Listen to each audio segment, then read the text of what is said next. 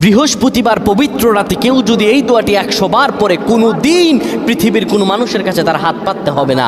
পৃথিবীর সব কিছু তার পায়ের নিচে আল্লাহ হাজির করে দিবেন।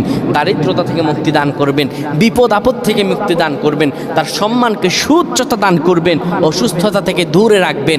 আল্লাহর অশেষ দয়া ও রহম তাকে দান করে দিবেন। সুবহানাল্লাহ। বৃহস্পতিবার রাত এটি গুরুত্বপূর্ণ রাত। এই রাত সপ্তাহে একদিন আসে। আরবিতে রাত আগে আসে, দিন পরে আসে। সুতরাং বৃহস্পতিবারের যে দিন গিয়ে রাত, এটি বৃহস্পতিবার রাত নয়, এটি শুক্রবারের রাত, এটি জুমাবারের রাত, এটি দোয়া কবুলের রাত, আল্লাহর কাছাকাছি হওয়ার রাত। সুবহানাল্লাহ। এই বৃহস্পতিবার রাত আল্লাহ তাআলা বান্দার দোয়া কবুল করেন।